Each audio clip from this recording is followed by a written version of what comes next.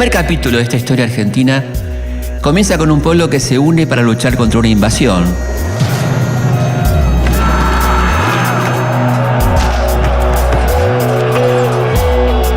Y termina con el inicio de una guerra civil.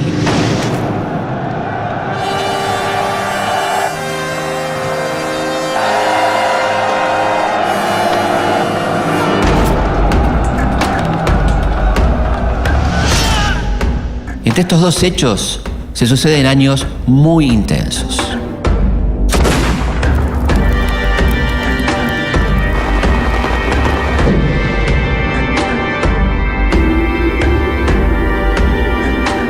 Para echar a los españoles del Río de la Plata tendrá que correr mucha sangre. Y para organizar la futura nación, también.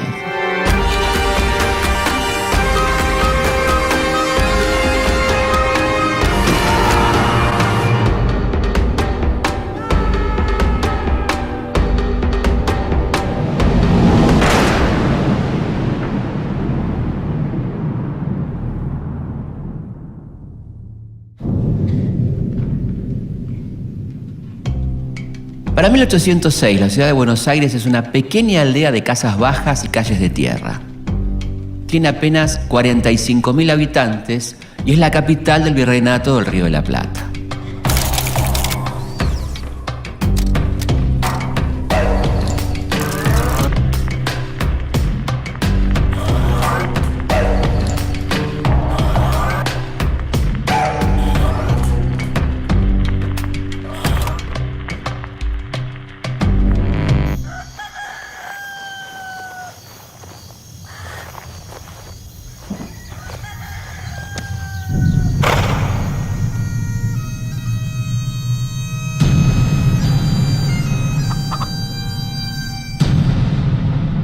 En la madrugada del 25 de junio, recibe una visita inesperada.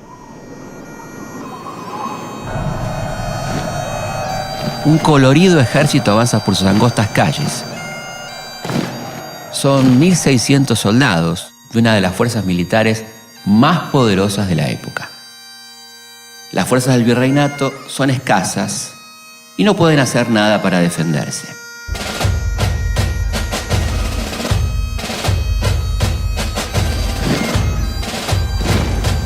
Comandados por el general William Carr Beresford, las tropas llegan sin inconvenientes hasta el fuerte, la actual Casa Rosada.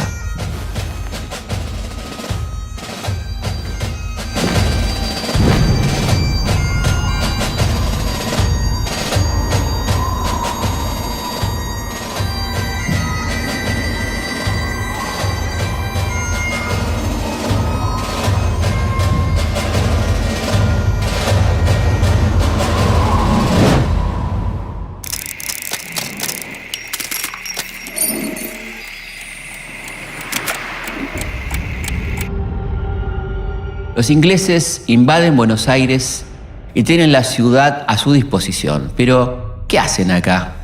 ¿Por qué atraviesan todo el océano para llegar a esta aldea perdida?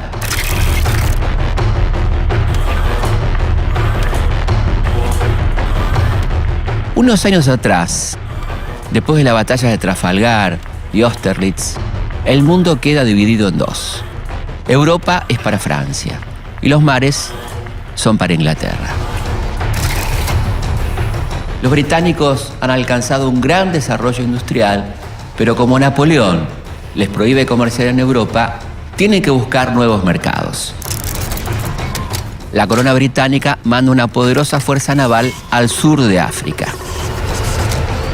Ahí se enteran de que en Buenos Aires hay un gran botín pronto a embarcar a España y rápidamente cambian el rumbo de su expedición. Pero cuando llegan al fuerte de Buenos Aires, los ingleses descubren que el tesoro ya no está. ¿Qué pasó? El virrey Sobremonte escapó de la ciudad con toda la riqueza del virreinato, dejando a los porteños a merced de los invasores. Sobremonte es alcanzado en su camino a Córdoba y los ingleses logran hacerse con el tesoro preciado. Pero si en 1806 Buenos Aires es una pequeña aldea, ¿por qué tiene tanto dinero en sus arcas? Porque por esa época, la capital del virreinato tiene algo de producción ganadera, pero la mayor parte de sus ingresos provienen de su puerto, el lugar donde se embarcan todas las riquezas de las minas del Potosí, o sea, en el Alto Perú, de la actual Bolivia. Los ingleses toman el control del fuerte y el general Beresford se proclama encargado del gobierno. Su primer objetivo, lógicamente, terminar con la limitación que tiene la corona de comerciar únicamente con España.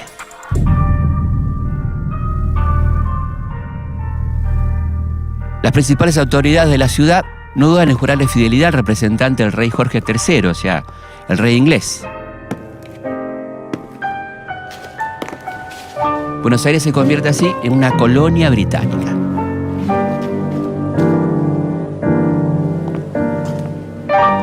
Los ingleses son muy bien recibidos por la oligarquía porteña. Se enteran de que el comandante inglés es muy goloso y le regalan grandes fuentes de dulces. Dicen que Beresford, tal vez ignorando las costumbres del país, cuando termina de comer esos dulces, se queda con todas las fuentes de plata. Los invasores son agasajados por las familias pudientes de Buenos Aires, pero al mismo tiempo son rechazados por la mayoría de la población.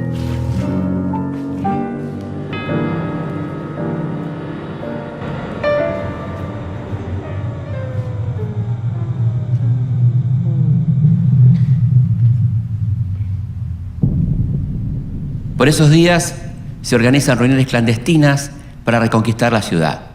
Hay muchas ideas, algunas muy llamativas, como hacer volar con explosivos el fuerte, o sea, la sede del gobierno. Pero entre los muchos proyectos que se discuten, el que logra mayor consenso es el de Liniers. Santiago Antonio María de Liniers es un marino de origen francés que sirve al ejército español como capitán de navío. Llega a Buenos Aires para instalar una planta de pastillas de carne, es decir, el antecedente de los cubitos de sopa. La empresa no se concreta, pero Liniers llega a codearse con lo más granado de la oligarquía porteña, lo que le permite conseguir un cargo militar.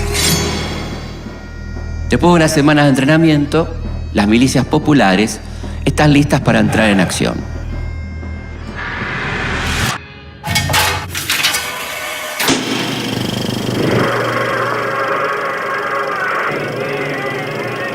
Las fuerzas de Liniers cuentan con alrededor de 1000 hombres, pero a medida que avanza por la ciudad, el pueblo se suma a sus filas.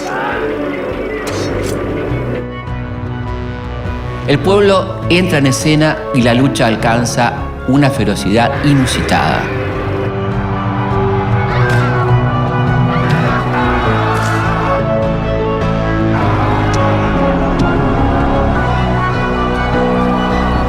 No importa la disparidad de fuerzas, lo importante es echar a los ingleses, con lo que tengan a mano.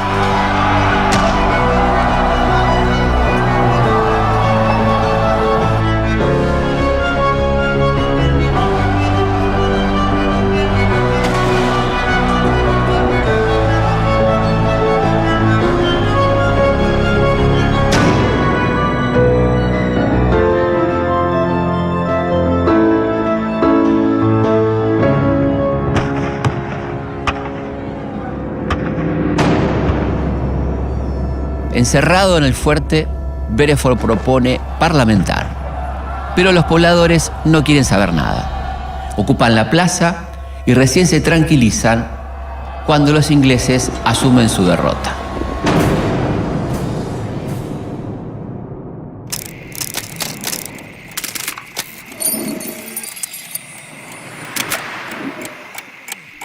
En 1806, la bandera inglesa flameó durante 46 días en Buenos Aires.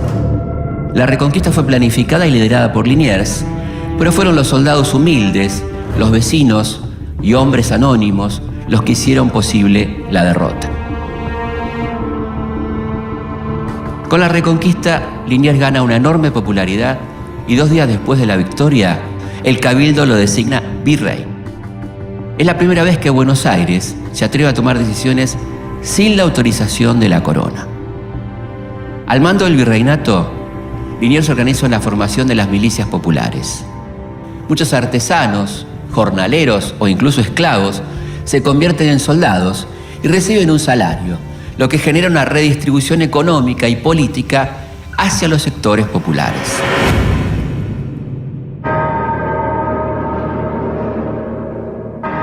Pocos meses después, la anunciada y temida segunda invasión inglesa se hace realidad.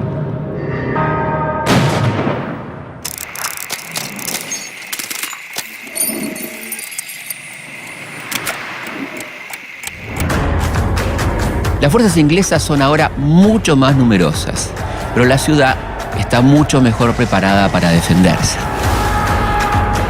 Los ingleses dominan el combate hasta que el pueblo vuelve a cambiar el curso de los acontecimientos. La ciudad es escenario de una encarnizada batalla. Cada esquina es una barricada, cada casa una trinchera. El pueblo se defiende en la calle y una vez más consigue la victoria.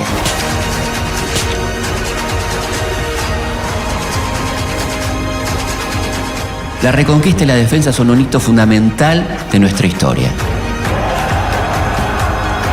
Si bien todavía es muy temprano para hablar de independencia, surge por primera vez la conciencia de una identidad nacional.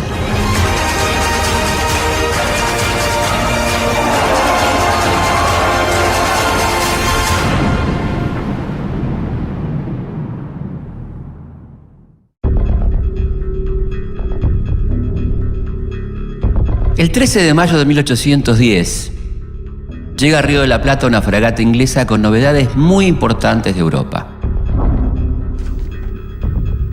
Las autoridades del virreinato intentan que los periódicos no se distribuyan. A pesar de todos sus esfuerzos, la noticia se termina difundiendo.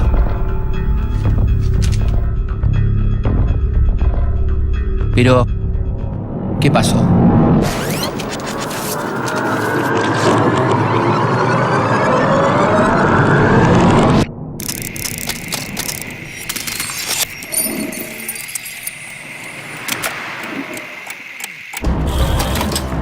Durante 300 años, los europeos someten a los pueblos americanos. Pero a fines del siglo XVIII, la dominación colonial se empieza a resquebrajar. En Estados Unidos, Haití y el Alto Perú, surgen focos revolucionarios que buscan terminar con el sistema colonial. Mientras tanto, en Europa, Napoleón invade España y depone al rey Fernando VII. Las ciudades españolas se rebelan y se agrupan en la Junta Central de Sevilla para resistir. Pero a pesar de sus esfuerzos, no pueden evitar que España quede bajo el total dominio de Napoleón.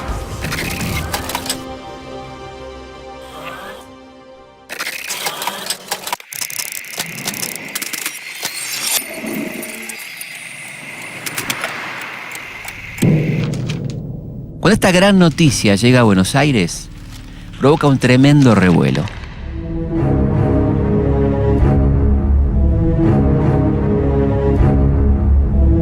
Uno de los primeros en enterarse es Manuel Belgrano. Manuel José Joaquín del Corazón de Jesús Belgrano nace en Buenos Aires en 1770. Por su acomodada posición pudo estudiar en Europa, concretamente estudia Derecho en la Universidad de Salamanca, y llega al continente durante la Revolución Francesa y vuelve a América compenetrado con las ideas de igualdad, libertad y fraternidad. En la primera invasión inglesa, Belgrano es uno de los pocos que se niega a jurar fidelidad a la corona británica. En la segunda, participa activamente de la defensa de la ciudad. A partir de ese momento, junto a otros porteños, se reúne clandestinamente para pensar en un futuro de mayor libertad para la colonia.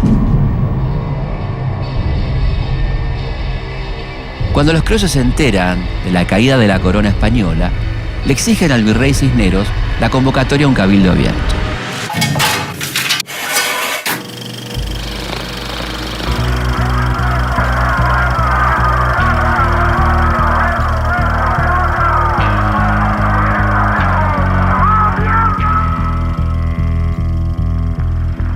El 25 de mayo se producen acalorados debates dentro del cabildo.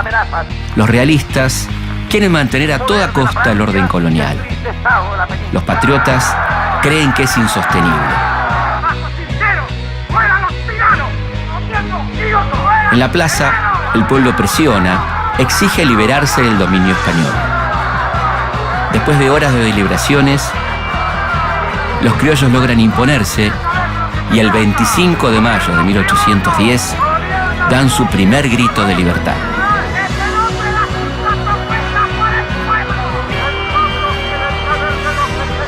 Habiendo salido al balcón de estas casas capitulares y oído que el pueblo ratificó por aclamación el contexto de dicho pedimento o representación, después de haberse leído por mí en altas e inteligibles voces, acordaron que debía mandar y mandaban se erigiese una nueva junta de gobierno.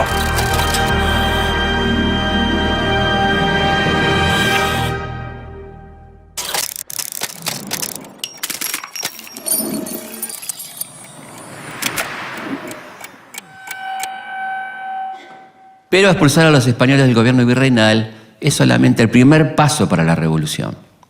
El grito de libertad del 25 de mayo es muy importante, pero apenas impacta en Buenos Aires y su periferia. Para difundir la revolución en todo el territorio, parten desde Buenos Aires 3 campañas: al Alto Perú, al Paraguay y a la Banda Oriental. El futuro gobierno revolucionario y la unidad territorial dependen de la suerte de estas expediciones. Belgrano participa de la primera Junta de Mayo, pero pocos meses después renuncia a su cargo de vocal para dirigir la expedición al Paraguay. Es abogado y economista y ahora es un general en jefe. Deberá pelear por sus ideas de justicia e igualdad en el campo de batalla.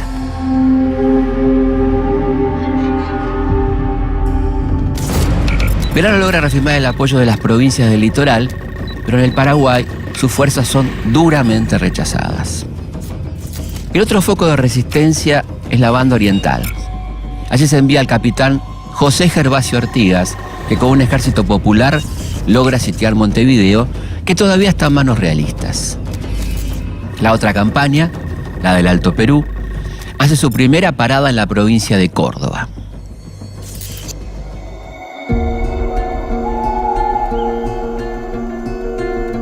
Ahí se enfrenta con uno de los principales focos de resistencia a la primera junta.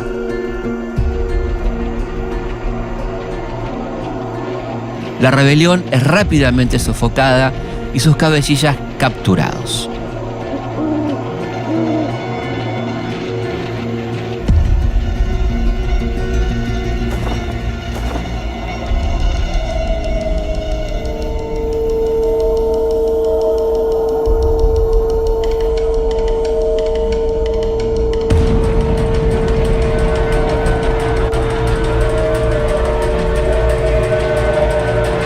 Su principal líder es un hombre bien conocido por los porteños, el héroe de la reconquista y la defensa. Nada menos que Santiago de Liniers.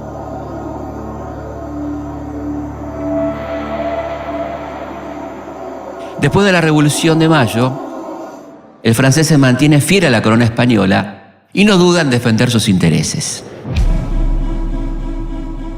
Dentro de la primera junta conviven 2 tendencias. Una es la liderada por Cornelio Saavedra, el presidente de la junta. Los saavedristas son conservadores y conciliadores con las autoridades coloniales. La otra corriente está conformada por Castelli y Belgrano. Su principal referente es el secretario de la junta, Mariano Moreno. Mariano Moreno es un abogado y periodista nacido en Buenos Aires en 1778. Después de las invasiones inglesas, Moreno se suma a los grupos revolucionarios y el 25 de mayo de 1810 es uno de los miembros destacados del primer gobierno patrio. El sector de la Junta liderado por Moreno es más radical que el de Saavedra. Propone algo más que un cambio administrativo. buscan reformas económicas y sociales más profundas. Su objetivo final es la independencia absoluta. La disyuntiva sobre qué hacer con los sublevados enfrenta a ambos bandos de la Junta. Pero las palabras de Moreno son contundentes. Hay momentos en los que la moderación no es cordura.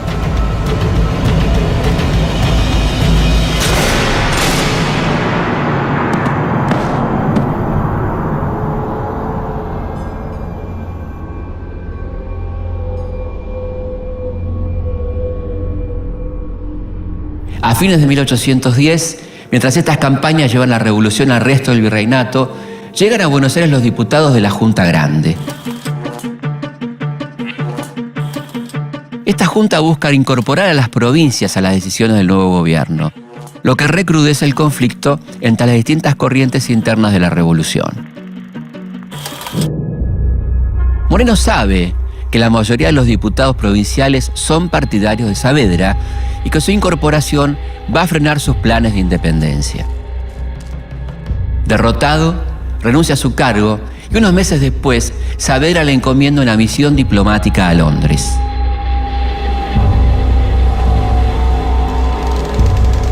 En alta mar, Moreno muere en circunstancias muy sospechosas. Con su muerte, la revolución pierde a uno de sus mejores hombres.